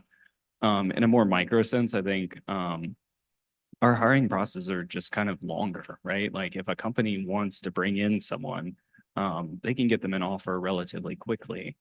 We may have the perfect skill set aligned with the perfect role, and it still may take several months for us to properly recruit and get that person on board. I know my personal hiring experience, I was selected for my first role in federal government, I think in November, and it wasn't until April of the following year that I was actually brought in to work and have an entry on duty. And that, I mean, people are right that like, you know, I have a short attention span. A lot of people have a short attention span. Waiting 6 months and being like, yeah, like I'm so excited about that future job. You know, it's difficult to keep people retained. And so that's part of this process. We had to make those things better as agencies. I think there is hope in that area, but it's something that we all are kind of slowly cracking that nut, and we still need to do more work there. Fair enough. Sam and Adrian, I've heard, there you are. I'm assuming you've been listening to us chatting. So do you guys have any thoughts on why people won't stop talking to me about their challenges in federal IT recruitment and hiring. Yeah, I think it's a struggle, and I think one of the biggest, and I think it's different per agency, and so I'm at NIH and one of the ICs, which is called NCATS, and one of the challenges we face is that the HR process is inherently administrative, and in many cases, they don't understand technical complexities. So a challenge that we have at NIH from an HR perspective is that they essentially require for certain GS levels, and Kevin alluded to this, if we want a salary that is going to be competitive, you have to be in a 13, 14, 15 range. Well, they require you essentially have in some cases supervisory or structure underneath that, where the reality is in some cases you don't want technical staff supervising folks, you want them for the technical skills. So I think one of the big challenges comes down to the way administrators look at technology as opposed to how technology needed. Kevin had a great point with regards to the time. I mean, in some cases, especially he mentioned AI ML, and if you want to put offers out, even the contractors we work with, they have to have offers ready to go, and even then in some cases they'll be ghosted. So I think the iteration it takes, but I think in a big sense of it is just I think administratively they don't understand the needs for technical recruitment. And that's one other piece I'll also put is in many cases, the folks that need to do and create the PD, and then coupled with usually the technology folks get involved by the time it comes to being the selecting official, but there's very little interaction between the actual folks performing the work and the administrative functions handling the recruitment. And I think that's a disconnect, which sometimes leads to the wrong candidates even being identified. Yeah. Adrian. Yeah, I agree with what everybody said. Good morning. My name is Adrian Lansbury. I'm a Foreign Service Officer with the Department of State, currently working with our Bureau of Information Resource Management. So I'd echo what my colleagues had to say, and perhaps take it one step further as well, in that we, as a whole, as an entity, perhaps don't market ourselves as well as we could. And so in a competitive space for talent, federal employment offers some advantages that the private sector also doesn't have. So a pension at the point of retirement, cost of living allowances.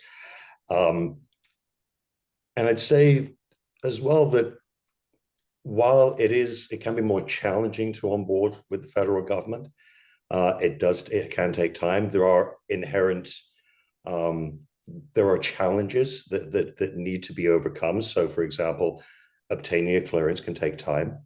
Suitability reviews, because these are inherently governmental tasks rather than working for a private sector, which has less restriction, less legislated requirements. So we could do a better job presenting ourselves in a more favorable light. Anecdotally, I'd say that while the federal government onboarding process is overall more lengthy, there are various hiring mechanisms within the government, in the accepted service, the civil service positions. There are various methodologies, but anecdotally, I'd say that having 5 and 6 rounds of interviews for candidates in the private sector is probably somewhat souring for folks as well. So. Fair enough. And I promised our in-person panelists that I would let them pitch themselves, so to speak. And I don't want to just ask about bad things. So your colleague up here mentioned pensions. There we go. But how do you, obviously, you can't just give up on hiring people. So how do you sort of pitch folks on working with you and for the government?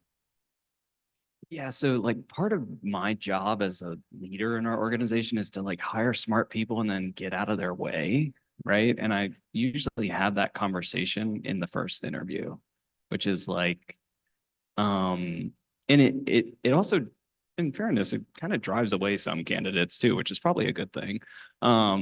Which is like you're going to have broad autonomy to do and see as you think will make the organization successful. I don't think I'm a good supervisor for hiring someone that needs lots of very particular direction, but people that are intrinsically motivated by the mission and the work of our agency. I mean, the Administration for Children and Families Our budget's about $75 billion, I think on a bad year, and then even higher on a good year.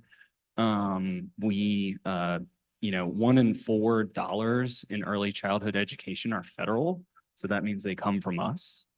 And we're the second largest component of HHS by budget.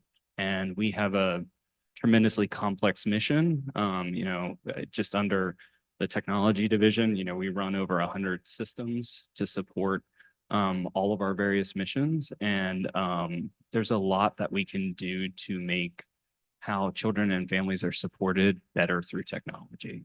That's the promise. Like that's what I tell people. And, the folks that are really excited by that, like I tell them, let's talk more. People that are like, man, that sounds hard or complicated. And like, I don't know if I can contribute, like, grab a problem and solve it. Right. Like that's how meaningful change happens. It's an awesome mission. People that are coming from private sector most likely take a pay cut to come in, but if you can be motivated by that, you can change the world. You can change how the U.S. human services system works through working at ACF. Wow, how do I follow that up? No, I came from cyber stuff. So no, but I came from the Health and Human Services side. He's absolutely right. It's that human aspect, right? So I was part of preparedness and response function. So the systems are backed up whenever a disaster happened, what systems are deployed. So that's kind of exciting mission, right? CISA does a lot of things the same way too. So we're tied to critical infrastructure. So utilities, wastewater, electricity, emergency services, police, firemen, state, local government. So we do work with those folks that are supporting us and protecting us and tied to those systems. So that's another exciting realm to be in too also. And come to me afterwards. I have links you can go to. CISA is hiring like crazy right now. We have more technical jobs with kind of forensics and analysis and touching the tools all the way to the audit and compliance. We're non-regulatory, but we talk to NIST guidance and what you should be doing from best practices perspective. A lot of what we're doing right now is recruiting the young guys that come, guys and girls out of college. We have a Scholar for Service program we have out there. And then they bring you on to hire you in right afterwards. So you're committed to us for like 3 years. It's a great way to get started. We also have a incentive program. So if you are certified at a certain level and coming to the government, we're not going to pay the private sector salary, but we get pretty close. So that's one other advantage of the DHS, that we can pay you pretty well. So, but there is a lot of opportunity. And if you're looking at people that are trying to get into that, get an understanding what you want to do. I think that's another problem. And it's hard. The complexity is you get people that come in for these interviews. They're just trying to get in the door, but then the work that you're going to say you have to do is not what they wanted to do. So that's a big part of the interview process too. Here's what the job entails. This is your skill set, and goes from there. So. Virtual guests, do you have anything to add? How do you pitch people? Yeah, I agree completely with what Kevin said. I think the mission, again, we're HHS, we're NIH, and I love working at NIH because we can describe our mission in one word, and it's life. And I think if you have the right people that are really motivated for that and the impact they can have, you really do find the right candidates. I like what Kevin said too, is sometimes folks self-select, right? You let them know, here at NCATS, we have an interesting function as well. So we're the Center for Advancing Translational Science. We have an intramural program, extramural program where we fund grants. So we have everything from robots and drones for high throughput screening to, business systems for the largest grant program in all of NIH, which is the Clinical Translation Science Award Program, CTSA. And so the real pitch that we give is you have an opportunity to really get your hands on with technology. And I also think that's something, not every agency can speak to that, but, sometimes one difference, versus the private sector is you could get hired for one specific thing or one specific domain, and that's all you do. And you have no freedom to cross boundaries. Whereas here, we need you to understand technology and be able to cross boundaries and really get your hands on. So I think that's a huge value proposition that we have here. And also mentioning, as Adrian said, the pension. There is some benefits. It takes some time becoming a federal employee, but in the long terms of things, sometimes there are benefits to it. The salary may not be as high as you can get, but stability, a pension, things of that nature, they are a draw for the right people. But I think what attracts the folks to us more than anything is the mission. I actually have, and I can post a link to it. We're looking for 2 cybersecurity individuals at a GS 13 2210 the last time I put that out, we got over 300 applicants. So in some cases, there are positions that folks do want to come in. But yeah, I definitely think there's many pros to being in the government for sure. Jump in real quick. Sure. And resumes, take a look at your resumes, the services they have out there. To put it toward the federal side of things, putting in the keywords, what things we're looking for from a job qualification perspective. So whoever is going there, definitely, I recommend that you look into that. Because what we do is we run it through a system, they pull a certain number out of that 300 or 200 that comes in, and we do a peripheral review of that, and then we cut it back down. So if you want to get through that stage gate, highly recommend that. Great. Adrian, anything to add? So for state, so I mentioned we have a couple of different hiring mechanisms domestically, predominantly as civil servants, hiring through the USA Jobs portal. And I would say that's your more traditional IT focus, only viewed through a foreign policy lens. So and providing support to our 270 missions overseas.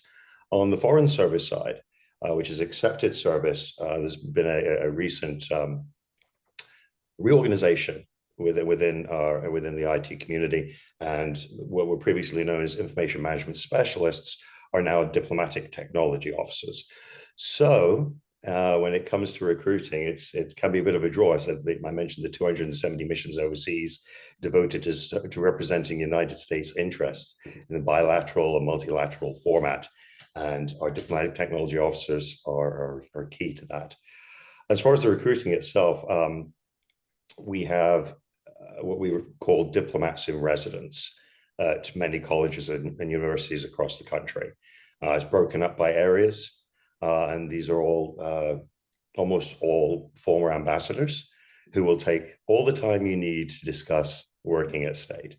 So that's one of our outreaches, as well as various job fairs and what have you. That's really where we push to get the word out.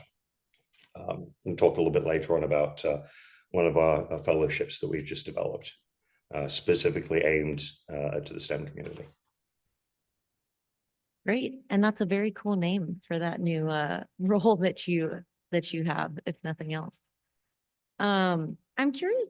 So you guys have talked a lot about the challenges, but what can you do? What's like within y'all's power to try and solve some of these things? There's like the speed, security clearances, pay. But I don't know if there are any innovations or solutions that are within your power that you're sort of trying out to try and make things better.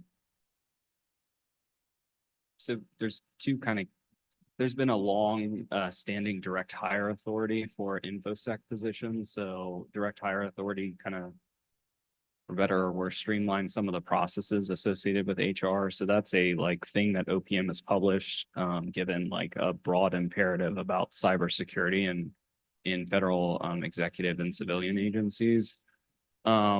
AI also recently has that as well. So again, streamlining the process to get AI talent in, I think that's a wise move, because again, getting AI talent into our organizations is in the interest of national security. It's in the interest of us making sure that we are appropriately tapping this next frontier of kind of productivity and innovation in the delivery of our missions. You can see with the executive orders, it's a very risk-centric introduction into all of this. We need to be thinking about, again, these cases of, I can't remember the two terms. It was, there's Rights impacting. Yeah, rights and impacting and then safety. safety impacting. Yeah. So, and that OMB memorandum actually lays it out really nicely. 36-page OMB memorandum, one of the longer ones.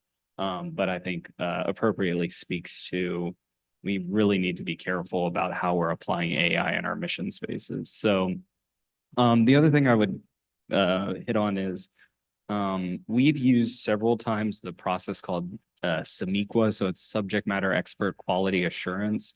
It's basically a screening pathway where you take resumes and look at kind of how they match against very specific criteria.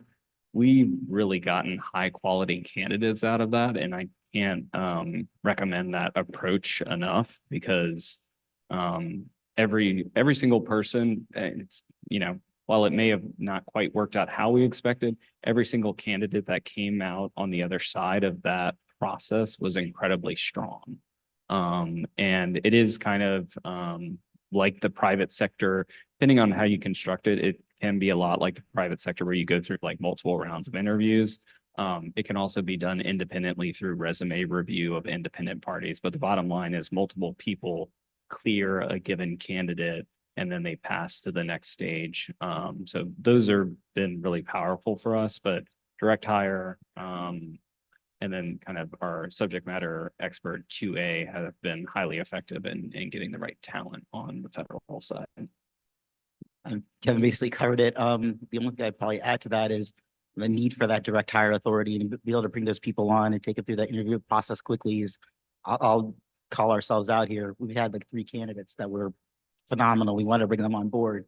A private sector came to them right before we were able to give them that final offer because we're waiting for the clearance to go through or whatever paperwork to get through. And so that is something we definitely have to smooth out, but it definitely has made it a lot easier. Typical process could take up to a year for getting a clearance through. We found some people do within 3 months now. So they are pushing that because there are definite specialties out there, like you're talking about AI here, that we need to get qualified people in. I think that's why CIS is pushing a lot, is we're trying to go to recruit from schools and universities and try to bring them and teach them along the way. And just be okay with not making the private sector dollars initially when you walk and get that experience come in the door, and then you can make it down the road. Do want to put a plug out there. We do have the cybersecurity cyber grant through FEMA. So private organizations that are trying to hire cyber talent, you could tap into that through critical infrastructure within the states. It's usually through the state CISO. So if you want any additional information on that, let me know. But we are trying to not only in the federal space get the qualified people in, but get, you know, the private sector partners that type of talent also. Yeah, you sound busy. Virtual panelists, anything to add? How are you trying to fix this? Yeah, I think that the DHA is a great example. One of the comments that was made too is resumes, because this is a challenge. Some folks, you know, on the private sector, you know, they've been taught a certain way to write a resume, and then the federal resume is almost, you know, they want an encyclopedia, you know. So I think that's a challenge sometimes, is folks don't know how to properly, you know, craft a resume. So I'm really glad that point was made. But I definitely think a mixture of DHA. One of the things we've been trying to do here at NIH is definitely using those direct hire authorities. But I'm glad Kevin also mentioned this. You know, as they have one for AI, ML, and also data science now. And I also think, you know, and I'll give OPM full credit here. OPM is trying. You know, there's a lot of authorities OPM has really been putting out there.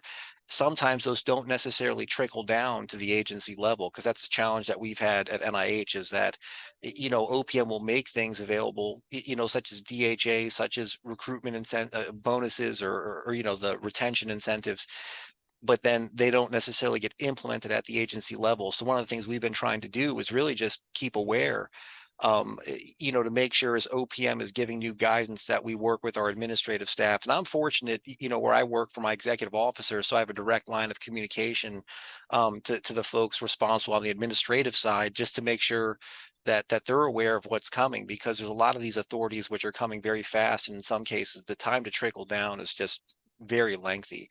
But everything the in-person panelists said, completely agree with. Ma'am, could I ask, what's your sense of why those authorities don't always get picked up and used? Yeah, you know, this is a great question. I would say gets back to, I don't want to get myself in trouble. I'm speaking for myself. It's because there's a fundamental lack of understanding of the importance of technology.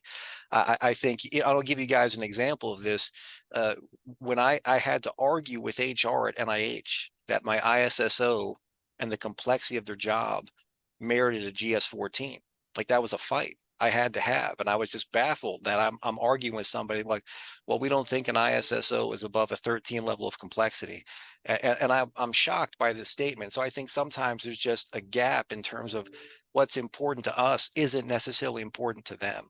And so I think, so I facetiously joke around that, you know, NIH, we have an outstanding talent rejection team that does their best, you know, to drive technical staff away because they don't quite understand the importance of technology. Now, what's been nice about all of the hype with AI, ML and large language models, you know, is they've heard enough of the buzzwords and they've seen the impact. I think they're starting to understand. And it's not, there's no malice involved. I just don't think they understand the complexity of what it takes all of these things to work. You know, we live it. And I think even, you know, the panelists whose job is disaster recovery, that's an unbelievably stressful, and terrible job that you probably have to try to explain to an administrator who has no idea what's involved in making sure, just as an example. So sometimes there's an internal agency gap. And especially NIH is a scientific organization. They understand science very well, but again, IT, not so much. And again, I'm speaking for myself here. I don't get anyone in trouble. This is just my experience. But I think sometimes it's just that you have to help educate that side with regards to the importance and complexity of some of these positions. And it's getting more complex by the day. Oh, I think Kevin has something to say. Yeah, and I then- mean, this could go into a philosophical thing really quick, but I will say generally it's not solely the HR function, but federal employees are in general rewarded for risk management, right? That's so like, if you talk about policies and trickle down of policies, the safe answer is no.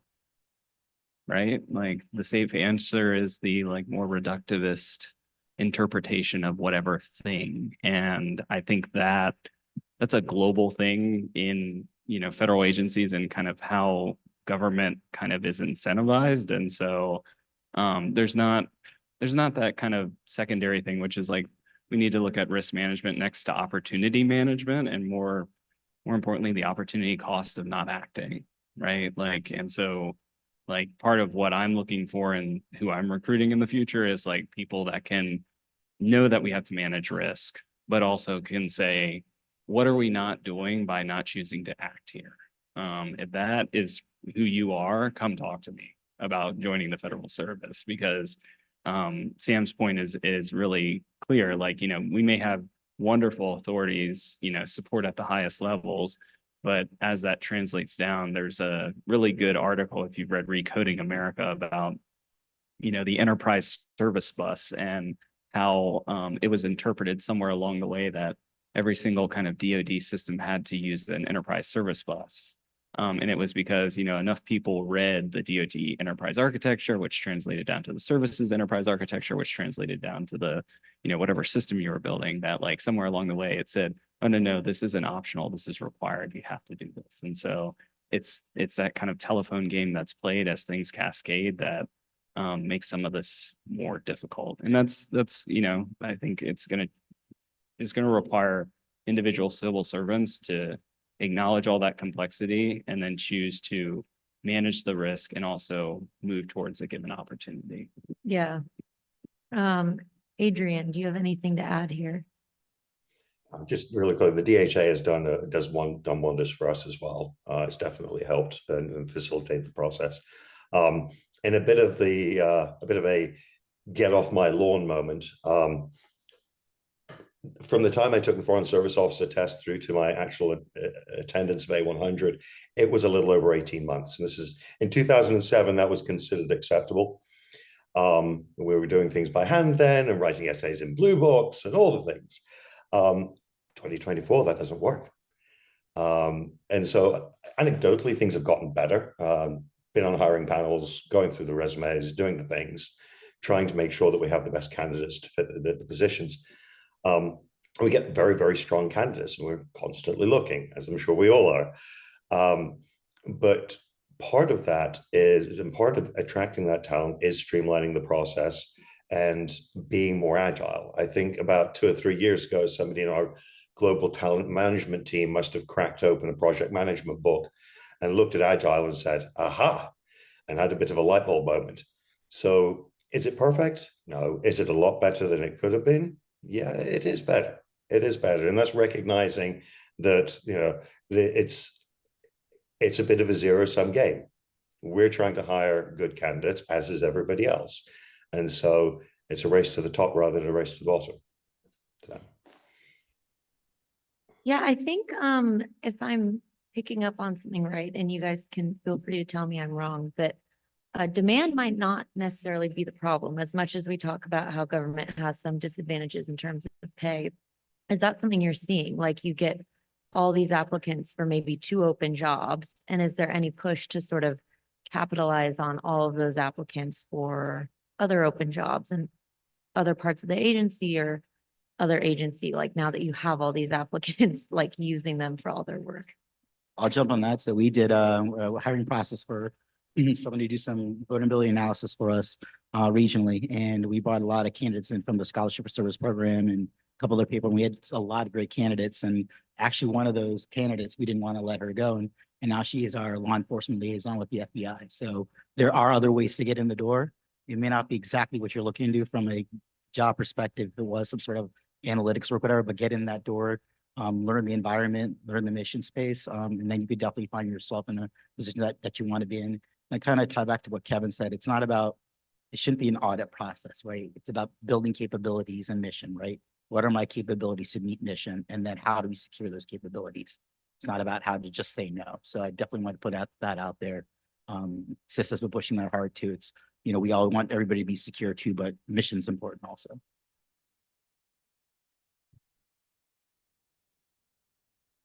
One thing I would say is it's also, again, I go back to the role of the federal employee. Like, you know, we generally fulfill our work by either federal employees or contractors, right? That's how most of our agencies operate. We have some folks that kind of use grantees, but let's not go down that complexity.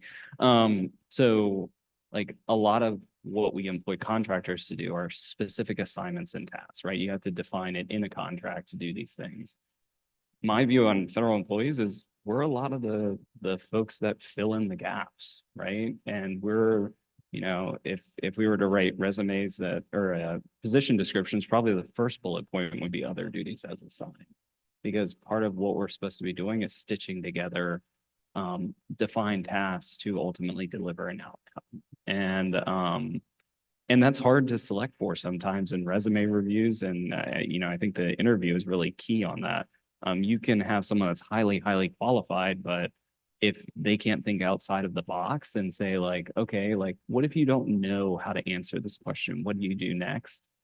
And they don't have an answer for you, that's probably not going to work well with some of the complexities of work of federal employment. And so it's kind of there's not a good answer. There's not a clear answer, but you have to, it's not only like getting highly qualified candidates, but also having candidates that are adaptable and resilient to changing things. The other thing is, you know, usually the first answer in every single like new initiative is some version of no, right? Like, so you got to ensure people don't get that no and kind of have the sting and then like kind of go off into a corner. You have to, you know, ensure people are resilient and saying like, okay, I got no on how it was couched this time, but moving forward, maybe I can change it and eventually get to yes. And so there's a level of resilience in, I think, what I look for in candidates that has to be there. Otherwise, you know, I think there will be more burnout.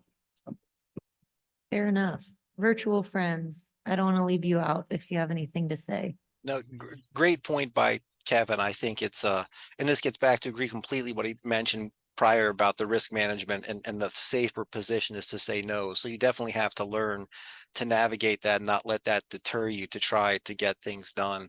I think to your question, it is interesting that we do get good candidates by the time we get there. I think the challenge we face is the types of candidates and even the types of positions we can advertise, because DHA has been great, but it's a very narrow band. And some of this, again, goes back to policy, you know, I say early 2000s, and I don't want Adrian to yell at me to get off my lawn. He may know the policy though, but which was essentially inherently federal or not, where they decided a lot of IT work, quote unquote, was not federal in nature, and therefore it can be handled by a contractor.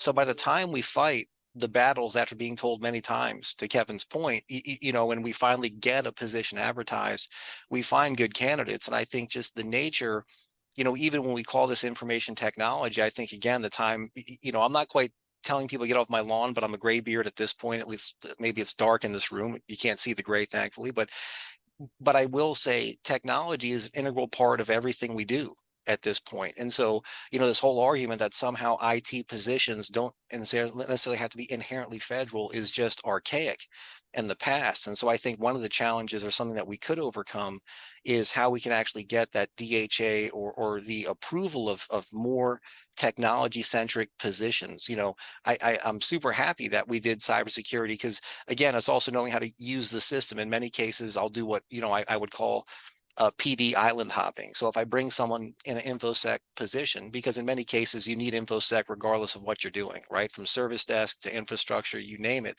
And then once I have someone in via InfoSec, we'll move them to a different PD once they're in the system, you know? So I think it's also knowing how to navigate internal systems to get the folks that you want. But yeah, to your point, I think once we do finally get a position posted out there, there's a lot of demand and in many cases outstanding candidates.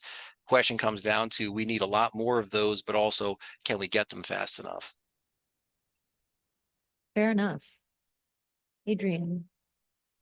I know it's all very fair comments. We tend to get a large number, cast a wide net and gather a lot of fish with USA jobs for our civil service positions.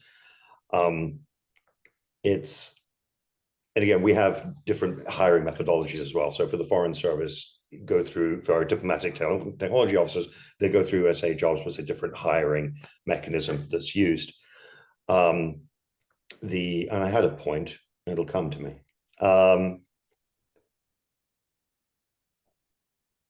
Never mind, it come back to me. I'm sorry, it'll come to me again. Yeah, raise your hand if you want me to call on you. I knows. got you. I'll Yes. jump in here real quick. And so another part of it too is you know, we talk about this and we're starting to get really good candidates. We bring them into the environment. We want them to take initiative, right? So you want a boss like Kevin, right? To help them get down the road. Because I've also found you've had really highly qualified people come in there. They want to do good things. They want to take initiatives, but we get in our own way. We stifle them. You know, like, I'm here to solve problems. I'm here to help you with mission. I'm trying to consolidate things, but you're not letting me do it. So I know a friend of mine who was in the federal space. Now he's with, you know, he's with a private sector company now, and loving it because they're allowing him to do the things that he was trying to do in the federal agency. So we got to get out of our own way, help them be successful. Yeah, that's actually, that's what it was. So we're not having too many challenges in filling our existing positions. Where we're having trouble and challenges is, especially in a restrictive budgetary environment, creating new positions and making it understood to the folks that hold the checkbook that we're not trying to broaden our empire or you know, what have you, but that the information technology space is continually growing and it creates its own inherent challenges, and we have to staff. We have to have the bodies in order to do that. And it takes a certain kind of person to, without flying the flag, want to serve in the federal government, to serve in a capacity with something greater than oneself. And so it is, while we're having difficulties receiving the applications, getting the right people, that becomes more difficult as it grows. So there are two parallel challenges there. But at the end of the day, whenever you're looking to do something in government, the very first question is, do you have the money? And the budgetary environment can be somewhat constraining there. Yeah. I want to leave some time for questions. So my last question is maybe if you guys have a wish list, like, what do you want that would make this easier? I would guess, based on what Adrian just said, that money might be one of those, but are there like policy changes, regulatory changes, other things that would sort of help with this? I guess I'll start. So that's a tough question, a wish list on that. I guess more efficiencies, right? We've been talking about it, right?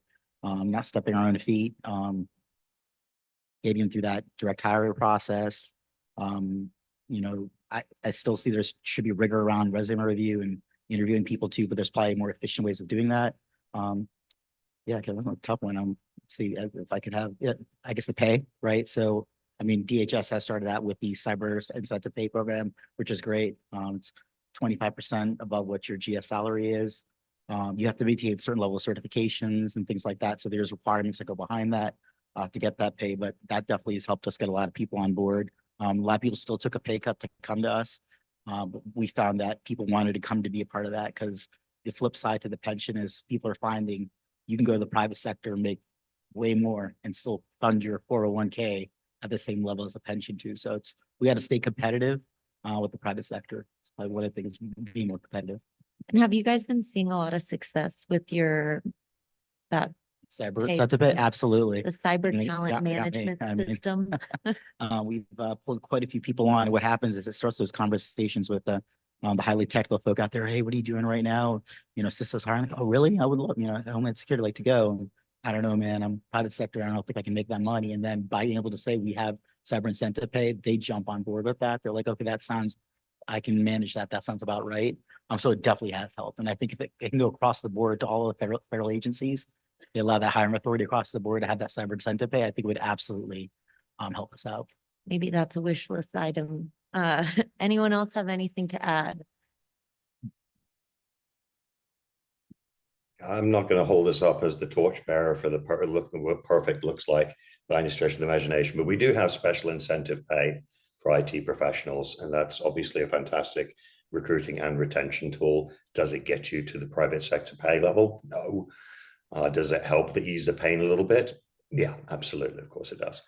I'd been mentioned earlier that we recently started a couple of years, I think it's 2 years ago now, the Foreign Affairs IT Fellowship.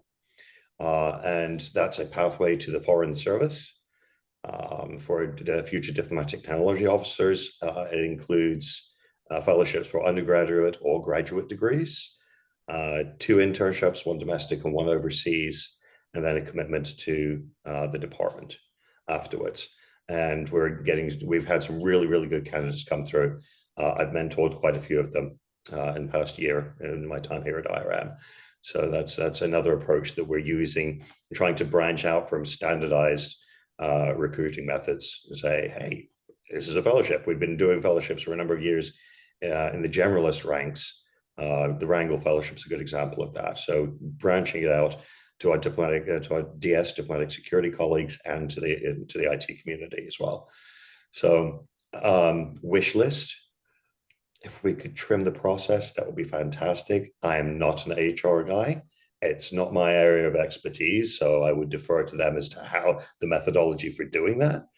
But yeah, in every hiring process, I think we all see areas where things could have moved with a little bit more efficiency, whether it's going through the clearance process, whether it's sitting in the suitability review, or just moving the paperwork. We can do better, and it's, you know, we should work on that to the best of our ability. So just 2 cents. Sam, you get the last word before questions. Yeah, If you agree have with it. something. Yeah. Just agree with what everyone said, but also I think just increasing the scope, because of the point on money, you know, Kevin touched on this is, you know, we have the federal workforce. My contractor workforce is far larger.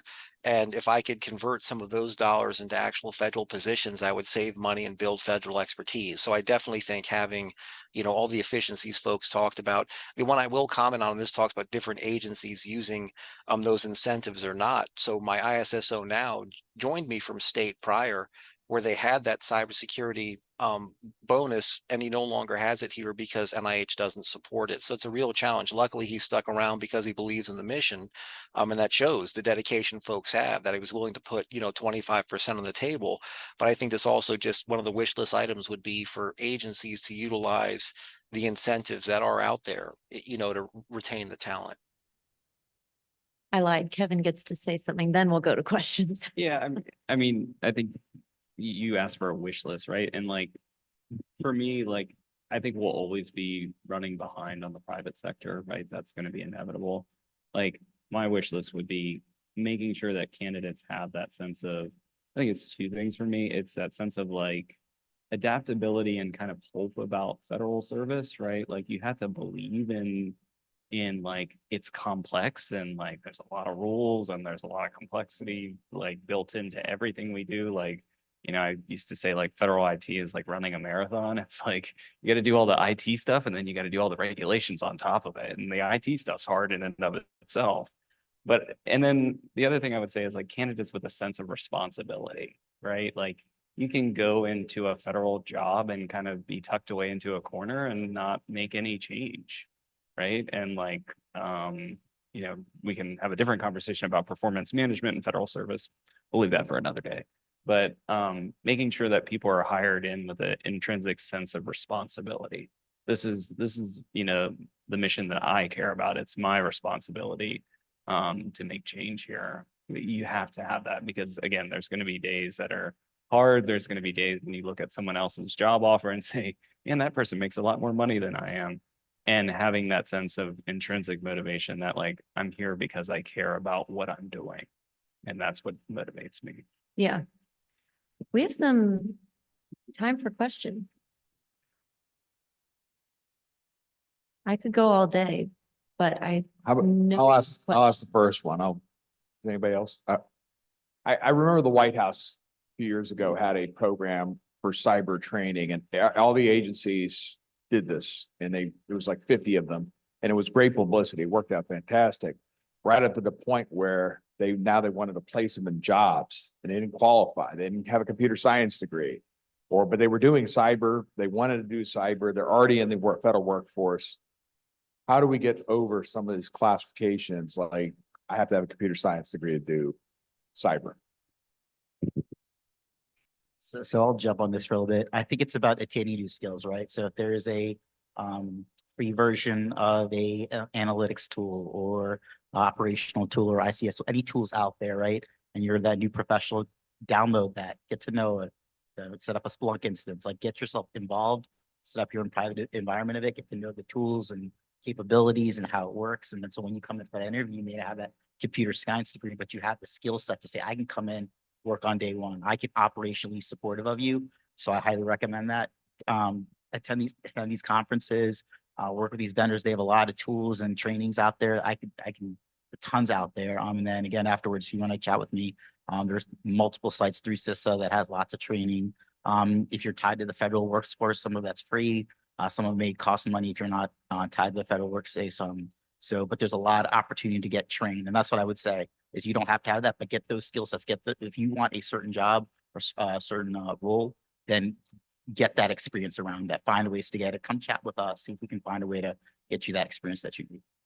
I have a follow-up question, actually, moderator's prerogative. Are any of you guys in your agencies having conversations about getting rid of any of the educational requirements or slotting in certifications or other types of trainings so that you can more easily hire these people that take your advice but might not have the certified bona fide like blue chip credentials? Yeah, this is a tricky question. Oh, sorry, go ahead.